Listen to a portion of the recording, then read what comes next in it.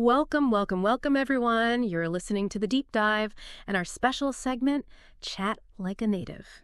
Today, we're getting to something really interesting. It's about a little habit, well, maybe a big habit for some of us. Those ums and ohs that pop up when we speak English. Yeah. Think about it like this. Your communication, it's a journey. And those ums, those ohs, they're like little potholes, right? They slow you down. They distract people listening, and honestly, they can chip away at your confidence. So our mission today, our deep dive, is all about giving you the tools to, well, fill those potholes. We're going to explore how you can swap out those hesitant sounds, replace them with smarter, more purposeful words and techniques, things that make you sound smoother, more engaged, more thoughtful, really. Look, this isn't about being perfect. Nobody's perfect. It's about making conscious choices that elevate how you speak and connect. So definitely stick around. You'll walk away with strategies you can use, like, right away. And that pothole idea is, it's spot on. Yeah. Especially if you're an intermediate English learner, because while mentor and are totally normal, even for native speakers, like you said, Right. for someone learning the language, using them too much, it really changes how people see you, how they perceive your fluency. It's more than just clarity. It's about feeling and showing that you're in control of your speech, of your thoughts. Showing command. Exactly. Yeah. When you replace that hesitation noise with clear intent, you just project this confidence. Yeah. And people pick up on that confidence. It really resonates. Okay, so let's really get into that. We all do it, right? That little slips out. Our brain feels like it's lagging a tiny bit. What's actually happening there? Is it just searching for a word, or is it something maybe more complex? That's a good question because, it's not just a word search. Linguists call them hesitation markers. Okay. They signal a brief cognitive pause. Your brain might be planning the next phrase, looking for the right vocabulary, or even sort of correcting itself on the fly. So they are natural then? There are natural human responses, absolutely. Right. The issue isn't that they exist. It's when they become, repetitive, distracting. A quick probably goes unnoticed. Yeah. But a constant stream of them, that can really disconnect your listener. It makes you sound hesitant, even if you actually know exactly what you want to say. Right. Even if you're sure of the message. Precisely. So the goal isn't zero pauses. That would sound robotic. Yeah, weird. It's about swapping those kind of noise fillers for what we call discourse markers, purposeful words, purposeful phrasing, things that actually guide the conversation and keep people engaged. Discourse markers. I like that. That's a great way to frame it. So we take those moments where we might just make a noise, and instead we choose a word, a phrase that actually does something, moves things forward. Exactly. It's intentional. That feels powerful. Okay, let's jump into the first one. Our first smart feller. All right, first up, let me think. It sounds simple, but it's really strategic. It buys you time, obviously, but it does way more than just fill the gap. It really does.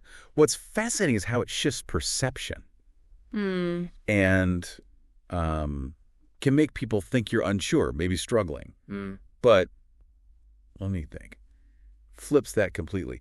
It frames your pause as deliberate thought. It tells the listener, okay, I'm processing this, I'm engaged, and I'm about to give you a considered answer. It actually raises their expectation, makes them lean in a bit. Instead of tuning out. Exactly. It's like watching someone carefully choose the right tool. It signals confidence because you're owning the pause. It's part of your thought process, not a sign of struggle. That makes total sense. It changes the whole vibe of the pause. So instead of, if we boost the budget, we'll have to move some people, which sounds hesitant. Right. Let me think. If we boost the budget, we'll need to reassign some team members. It just lands differently, more poised, deliberate. It really does. Subtle shift, big impact. Okay, so for practicing this, start small. Keep it simple. Next time someone asks you something basic, maybe something you need a second to recall, like, what did you do last weekend? Or what's the plan for tomorrow? Try it. Intentionally say, let me think, before answering. It might feel a bit weird at first, maybe a little formal. Yeah, possibly. But it trains your brain. It teaches you to grab that phrase instead of the automatic, and you'll notice people wait. They expect something thoughtful. Good tip. Low stakes practice. Exactly. Now, building on that idea, sometimes you say something and you instantly think, oh, wait, I need to phrase that better or clarify it. Yep, happens all the time. That's where our next smart filler is perfect. What I mean is... Yes. This one's brilliant for keeping things coherent. It's a clear signal. Hold on, I'm about to restate this or simplify it. Makes it so much easier for the listener to follow your train of thought. Right. Keeps them on track. Super useful when clarity is absolutely key. Think presentations, explaining complex stuff, technical details.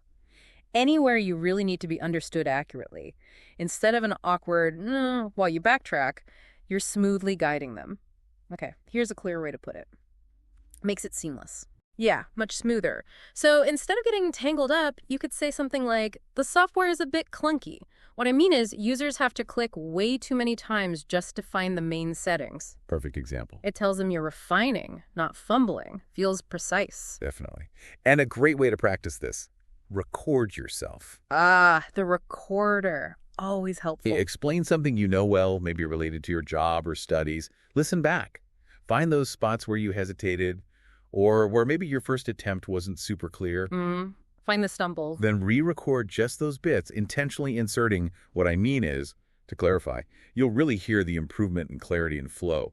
It makes a big difference, especially when precision matters. Okay, so we've got buying time with, let me think. Clarifying with, what I mean is, what about connecting with the listener, building a bit of rapport? Right. Sometimes you want to bridge that gap. Exactly. And for that, there's another phrase that can be really effective, you know. It's a common one, a real conversational workhorse. It is. And used well, can create this nice sense of shared understanding. You often use it just before you give an example or share an opinion. It's almost like you're gently checking in. Are you with me on this? Like a little nudge. Yeah. For instance, switching to cloud storage has totally changed things. Now we can access files from anywhere. It subtly draws the listener closer, makes it feel more collaborative. Invites them in. Exactly. Yeah. But there's a big but here. Ah, yes. The overuse trap. Precisely. It's one of those phrases that if you lean on it too much, becomes incredibly distracting, like really annoying. It can become a verbal tick. It stops sounding like connection and starts sounding like a crutch, like you can't complete a thought without it. So moderation is key, a rough guideline. Maybe once or twice a minute in casual chat, way less in formal situations. Its power, its conversational grace, comes from using it sparingly. That's a really important point. So how can people practice using it effectively, not excessively? Maybe try telling a story to a friend, a study partner. Good idea. And consciously try inserting, just before you reveal a key detail or set up a punchline. Then, and this is crucial, ask your partner how it felt. Did it feel natural? Did it help them connect? Or was it just... There, getting that feedback is vital. You'll quickly get a sense for when it adds value versus when it just clutters things up. Good practical advice. Okay, next up. Actually. This one feels a bit different. It's versatile, but can sound quite decisive. It can, yeah. Actually, has this assertive edge to it. It's great for adding precise information, correcting a misunderstanding gently, or highlighting a contrast. Right. For intermediate learners, using actually well can make you sound more sure of yourself, more in command of the facts. You're not just pausing. You're making a specific rhetorical move. To clarify, to correct, that projects authority. Yeah, I can see that. Like, I thought the deadline was Friday, but actually it's Thursday. It's crisp, clear, makes you sound informed. Exactly. It shifts the tone from possibly hesitant to confidently informative or corrective. So how to practice that one? Try this exercise. Write down maybe, say, 10 simple statements about your work, your studies, your day. Okay. For each one, think of a small correction or a more precise detail you could add. Then practice saying the original statement, followed by actually, and then the correction. Like, I usually finish work at 5, but actually today I need to stay until 6. Or, the report covers Q1, but actually it includes some data from Q2 as well. Ah, okay. So you practice the contrasting element. Exactly. You'll notice how actually sharpens the focus on the new, correct information. Yeah. Makes you sound reliable. Right. These smart fillers are fantastic tools, but sometimes the best move isn't another word at all, is it? Not at all. Sometimes the most powerful thing you can do is silence. Embrace the pause. Embrace the pause. It's a total game changer for fluency and how confident you appear. When you choose a brief silent pause, maybe just half a second, maybe up to 2 seconds, you're giving your brain that vital moment to plan, to find the word. Processing time. But crucially, to the listener, it reads as composure. People overwhelmingly see a calm, silent pause as confidence, not hesitation. In fact, studies show brief pauses can even help the listener process what you're saying better. They get a moment to catch up, too. That's interesting. So it helps both sides. Absolutely. Yeah. So when you feel that bubbling up, just stop. Breathe.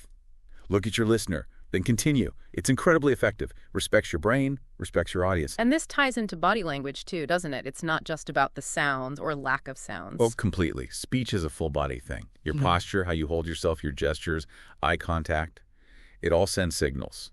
So when you consciously use a smart filler, or especially when you choose that confident pause, back it up with open, engaged body language. Sit or stand tall, relax your shoulders, maybe use a natural hand gesture. It all signals control.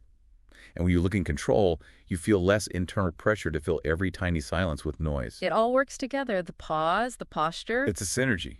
Communicates command.